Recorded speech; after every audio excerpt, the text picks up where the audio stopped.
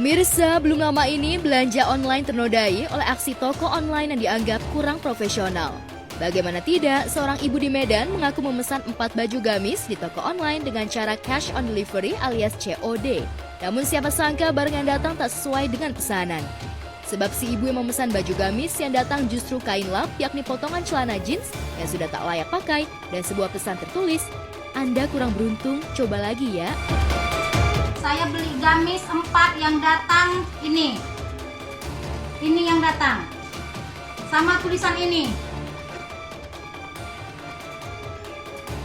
Saya pesan barang 4 gamis yang datang kain lap dengan plastiknya 4. Plastiknya 4. Kain lap isinya. Saya sebagai seller juga sebenarnya tidak baik karena akan mencoreng nama kita sendiri sebagai seller dan kasihan daripada ibu yang sudah belanja 4 baju itu lalu dia merasa kecewa. Jadi istilah kata jadi melihat sisi buruknya seller yang lain dan kena gitu.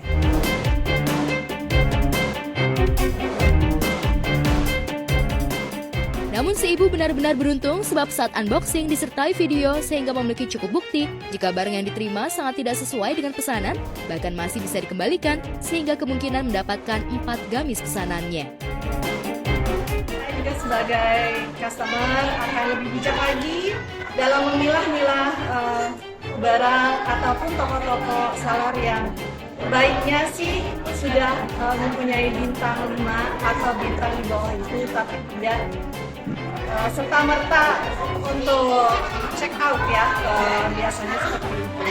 Ya, paling itu aja dari saya, semoga bermanfaat untuk para seller dan untuk para customer.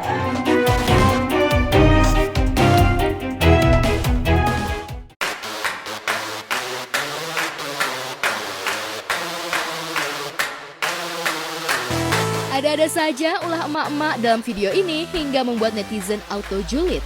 Perhatikan saja bagaimana gayanya saat buka puasa bersama, sebab kejadiannya disebut-sebut pada saat Ramadan, beberapa ibu-ibu muda terlihat reuni dan yang menarik mengenakan perhiasan emas serba besar.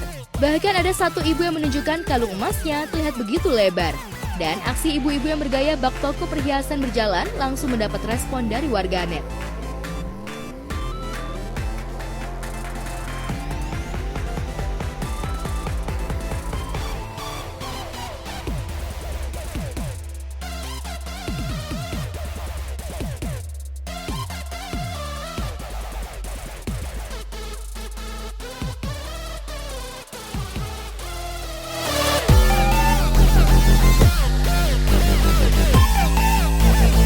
Selain itu, video yang juga diposting di akun Ridwan Kamil ini menunjukkan bagaimana bapak-bapaknya yang pamer perhiasan.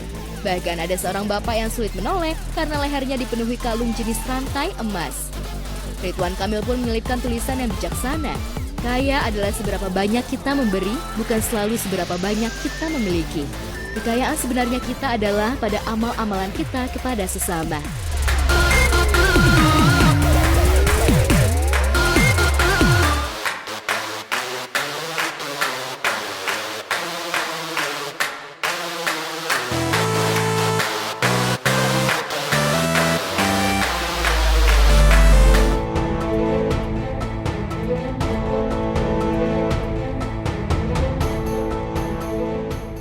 Belum usai kasus dugaan penipuan terhadap Dewi Sanca, Kim Kwat kembali dilaporkan oleh perempuan bernama Marina ke Polres Jakarta Pusat.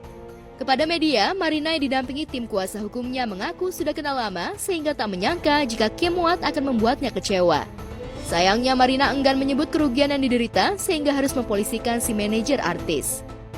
Ini klien kami, Mbak Siti Marina, mendatangi Polres Metro Jakarta Pusat untuk melaporkan adanya dugaan penggelapan dan penipuan yang dilakukan oleh saudara Kim Hao, inisial alias Iskandar.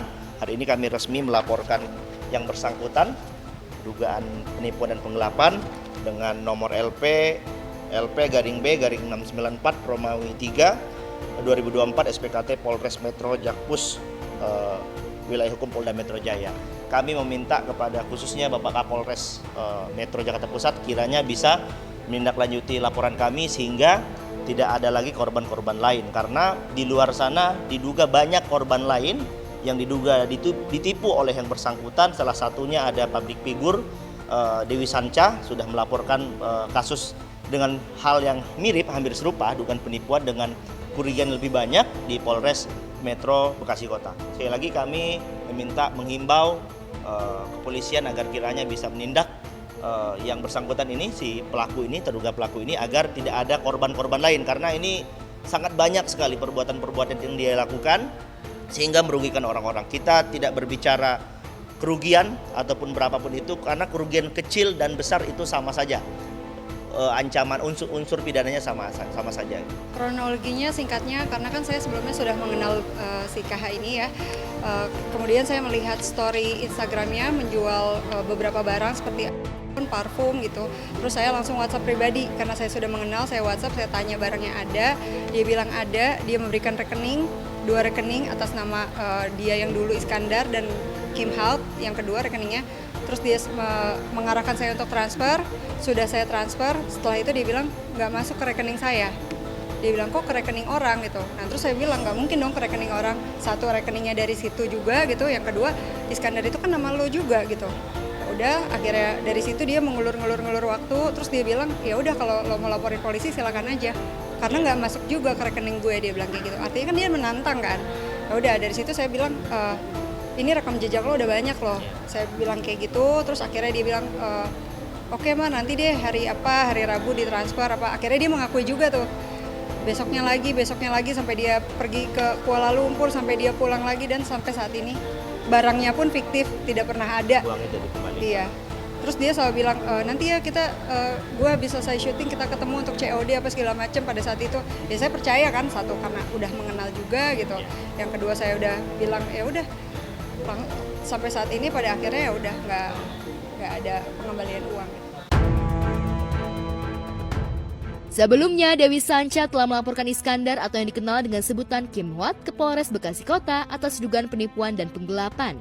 Menurut Dewi Sanca, kerugian yang diakibatkan mencapai puluhan juta. Sebab itulah, Dewi Sanca yang ditemui mengaku sudah menanyakan pelaporannya ke pihak polisi, bahkan pelaporannya sudah tahap pemeriksaan saksi. Prosesnya itu udah tahap pemanggilan saksi, karena kebetulan saksi itu kan ada 2.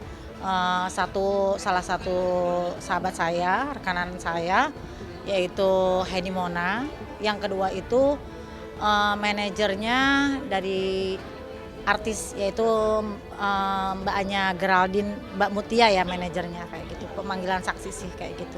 Kalau aku sebenarnya ada orang yang melaporkan dia lagi baru, aku udah nggak kaget.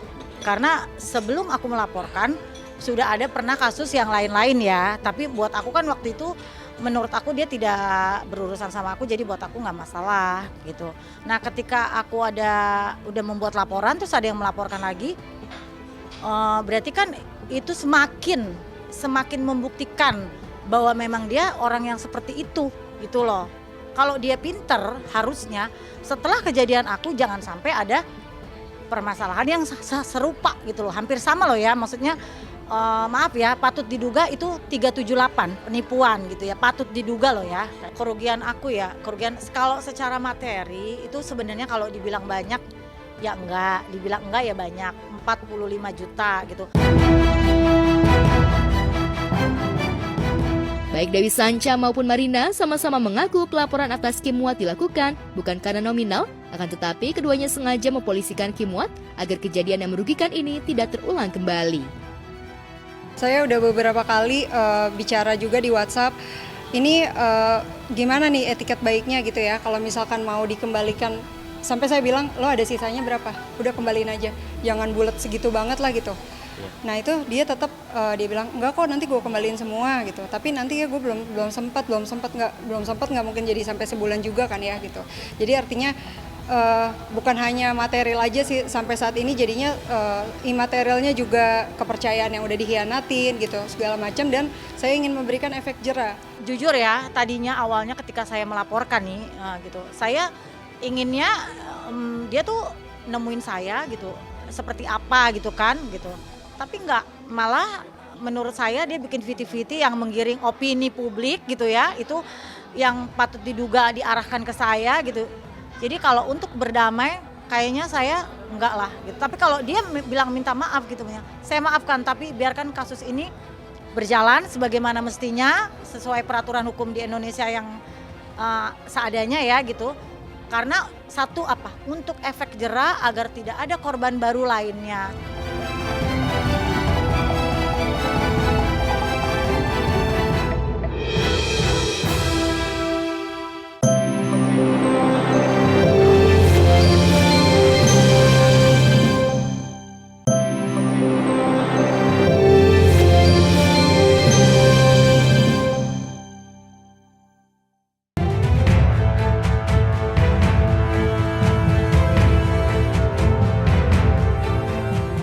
Pemirsa, kabar mengejutkan datang dari anak Iis Dahlia dan Satrio Dewandoro, Devano Danendra. Ya, saat melakukan video call dengan ayahnya, Devano memperlihatkan kondisi wajahnya. Adik Shalsha Dila Juwita itu tampak mengalami luka di bagian hidung dan pipi kanannya yang terluka.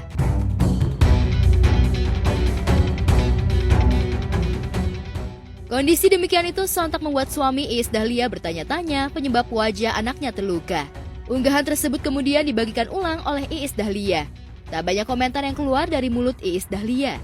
Pelantun tembang kejam itu hanya kaget dengan kondisi wajah putranya itu.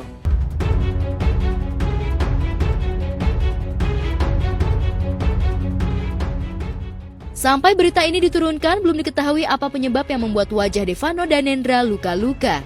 Sementara itu, Iis dan suami tidak membagikan informasi terkait kondisi putranya itu.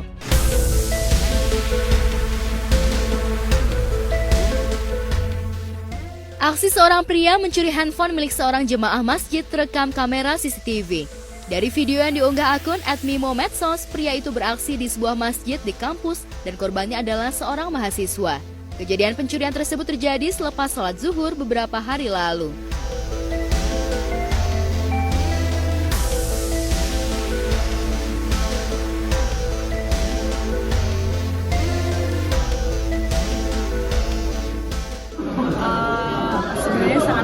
Karena pertama ini kan bulan suci Ramadan yang harusnya kita sebagai umat muslim dan semua orang harus berbuat baik atau berbondong-bondong cari amal ibadah sih. Dan lebih mirisnya lagi karena tempat pencuriannya nggak nanggung-nanggung ya, masjid saya.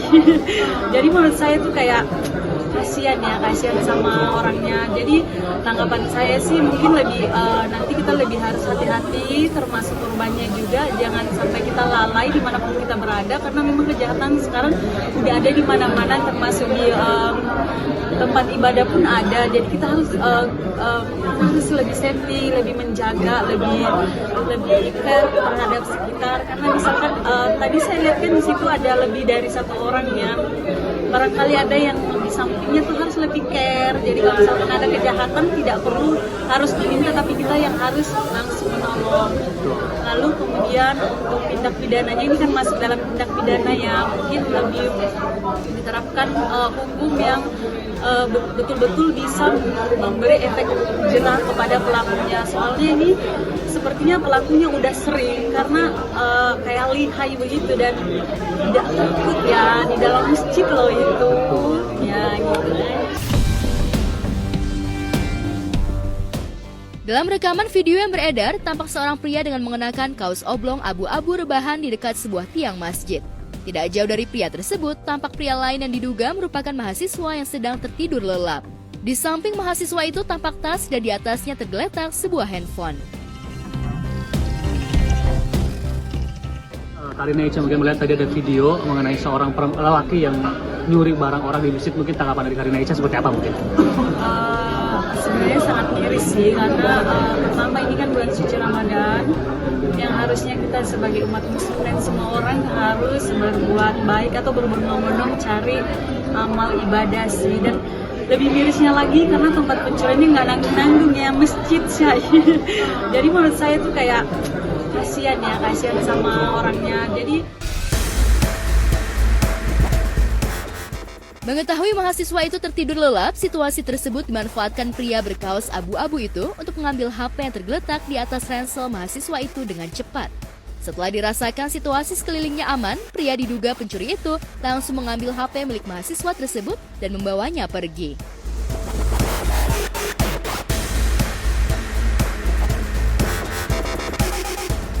Menurut saya sih itu kita tuh harus lebih tahu dan juga lebih mengasih tahu kepada orang-orang lain kalau kita tuh harus selalu membuat hal yang baik, karena ya pasti ada konsekuensinya kalau membuat hal yang tidak baik, apalagi kalau di tempat ibadah.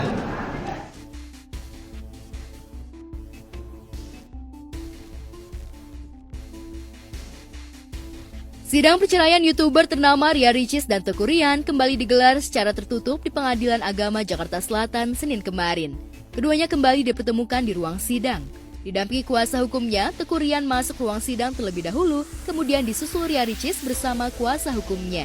Sebelum sidang dimulai, YouTuber yang akrab disapa Ricis itu sempat mencium tangan suaminya sebelum keduanya duduk di kursi masing-masing.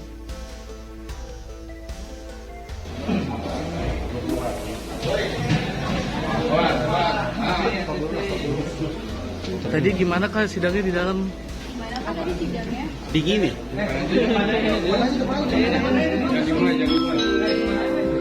Nomor antrian D9 dengan nomor silakan masuk ke ruang sidang 2. Tadi ngobrolin apa di dalam? Ngobrolin yang seharusnya diobrolin. Saksinya seperti apa? Maaf ya. Maaf.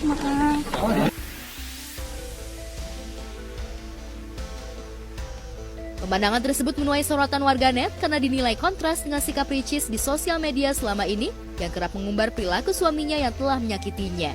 Lantas benarkah kalau rumah tangga keduanya telah berdamai meski Ricis tetap kekeh ingin bercerai dari Ryan yang telah 3 tahun membina rumah tangga?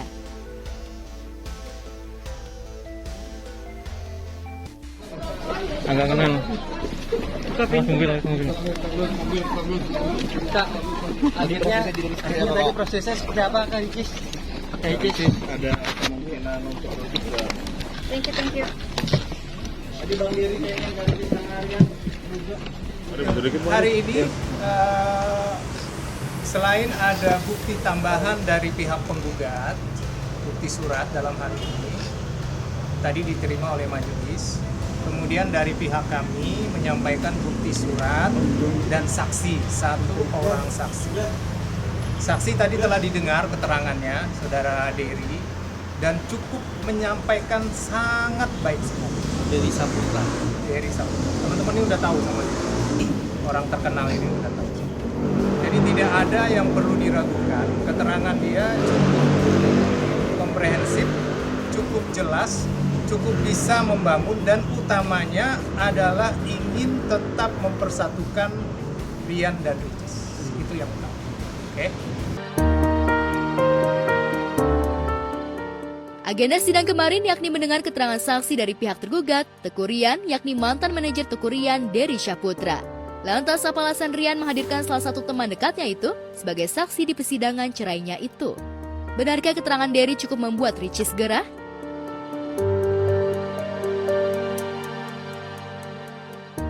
Tadi menyepakati bahwasannya penting didengar keterangan dari ayahanda yang sama posisinya adalah orang yang paling dekat dan orang yang selama ini menengahi bersama-sama dengan Bang. Ya, itu dulu. Dalam keterangannya usai keluar dari ruang sidang, Ryan mengungkapkan alasan dirinya menghadirkan Dery sebagai saksi. Benarkah Dery cukup mengetahui hubungan rumah tangga dirinya dengan Ria Ricis selama ini? Dan lagi hari ini kami sempat surprise juga, ternyata penggugat prinsipal datang gitu, hadir. Dan ini jadi satu kesempatan baik. Tadi Ryan dan Ricis sempat berdiskusi, sempat berbicara.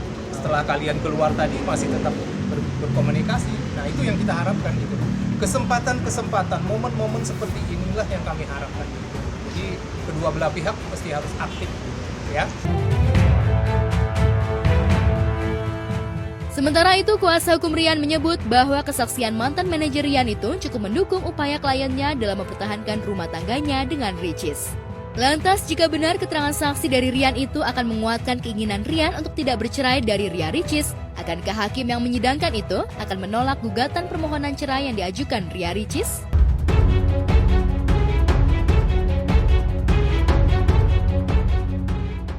Kesaksian manajer Rian itu membuat Rian kembali optimis untuk bisa mempertahankan rumah tangganya dengan Ricis. Saya nggak masalah, namanya juga netizen yang mau gimana gitu kan. Ya namanya juga saya kan keluarga baru ya, mungkin saya banyak salah juga sama istri saya, itu biasa. Jadi saya harus banyak belajar lagi dan insya Allah belajar lagi untuk menjadi papa yang lebih baik.